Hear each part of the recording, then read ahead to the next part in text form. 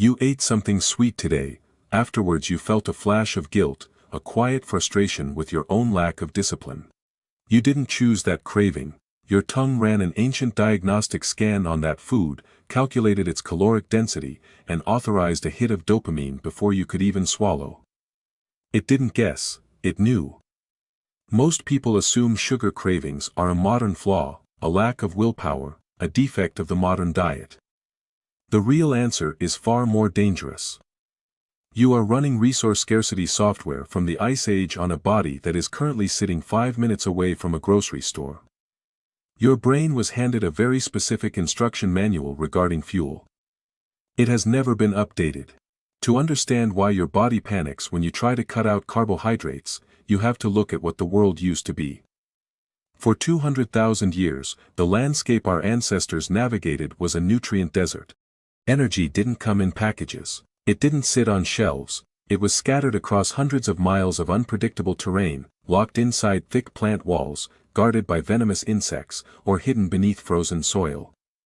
Out in the open brush, a human tracking game was a machine that burned calories at a terrifying rate.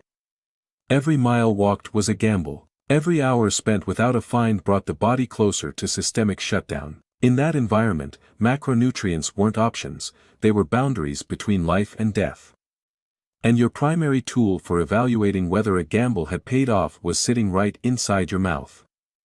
The human tongue is not a tool for pleasure. It is a biological screening laboratory. It houses thousands of specialized gustatory receptor cells designed to execute a single task: analyze the chemical composition of the environment and report back to the amygdala before conscious thought can intervene. When those receptors encounter sugar, they don't just perceive a flavor. They register the presence of soluble carbohydrates, the fastest, most volatile, highest efficiency fuel available to mammalian biology. The response is immediate. Saturated dopamine pathways illuminate the brain's reward centers.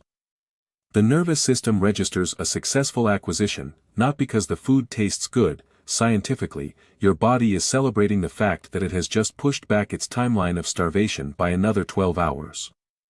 The study that proved just how deeply this protocol is embedded in us came in 2012.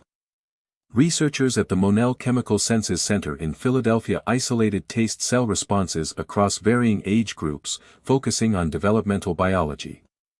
They found that the preference for intense sweetness is at its absolute peak during childhood, precisely when the metabolic demands of bone growth and caloric consumption are highest. It wasn't learned behavior. It was an involuntary physiological mandate.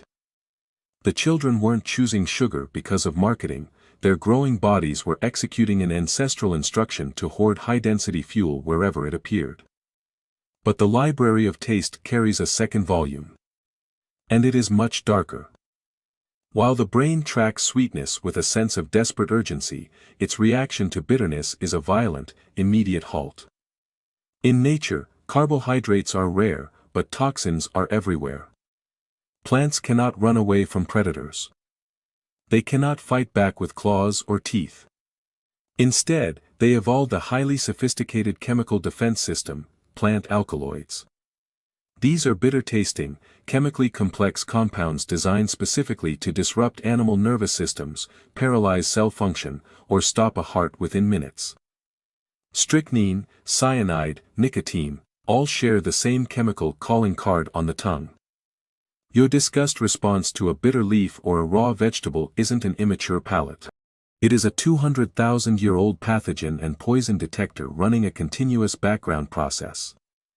If our ancestors made a mistake with a sugar source, they wasted energy. If they made a mistake with a bitter plant, their line ended right there in the dirt. This is why human biology treats the two inputs with completely different thresholds of tolerance. We can detect bitterness at a concentration of 1 part per million. Our alarm system is calibrated to hair trigger sensitivity because the cost of a false negative was absolute. We are the descendants of the primates who flinched at the bitter leaf, who spat out the root that tasted slightly wrong, and who ran toward the sweet fruit like it was a line of life thrown into a storm. To see what this looks like when the system is operating in its native environment, you have to look at the Hadza of Tanzania, one of the last remaining populations on Earth living an unmodified hunter-gatherer lifestyle. Anthropologists studying their dietary priorities uncovered something that completely reframes our relationship with food. During the wet season, when wild honey is available, the Hadza will bypass big game hunting entirely. They will walk past tracks of deer, birds, and primates. They will scale 50-foot baobab trees while being swarmed and stung by hundreds of aggressive African honeybees, without protective clothing, risking lethal falls, simply to extract the liquid sugar from a wild hive. Honey can constitute up to 15% of their total caloric intake. When a Hadza hunter secures a honeycomb, they don't save it, they don't ration it, they sit at the base of the tree and consume it in its entirety, down to the wax, until their stomachs physically distend. From a modern perspective, it looks like a complete loss of control. From an evolutionary perspective, it is the highest quality logical calculation available. The honey is there right now, the bees are distracted right now, the calories can be stored inside the human body's fat cells instantly, where no other predator can steal them. The Hadza aren't suffering from an eating disorder, they are executing the core algorithm of survival. When you find an apex energy source, you drain it completely. Because tomorrow, the wilderness might offer nothing but sand and bitter roots. The tragedy of modern life is that we have completely altered our landscape, but our biology remained behind in the tall grass. Anthropologist Daniel Lieberman at Harvard has noted that the mismatch between our ancestral programming and our current environment is the foundational cause of modern metabolic disease. We built a world where sugar is infinite, clean, and processed. We took the chemical signal for survival and mass-produced it into millions of variations that sit in every vending machine, on every corner, on every screen. But your amygdala doesn't know what a factory is. It doesn't understand the concept of a caloric surplus. When you walk into a kitchen at midnight and feel drawn to the sweet option over the plain one, your brain is genuinely convinced that it is protecting you from a famine that stopped existing 10,000 years ago. It sees the high-fructose corn syrup and registers the exact same survival victory that a Hadza hunter feels at the top of a baobab tree. It is trying to save your life using an instruction manual that was written for a world that no longer exists. The next time you stand over a counter, fighting a craving that feels entirely irrational, trying to force your mind to ignore an impulse that seems to override your intelligence, stop blaming your character. That dropping feeling of desperation, that hyper-focus on the sweet item, that instinctual rejection of the bitter option, that is not a malfunction, that is not a sign of a broken mind or a failed diet. That is 200,000 years of starvation management showing up in your nervous system right on time. You are alive right now because your ancestors were desperate enough to climb the tree, to fight the bees, and to chase the sugar.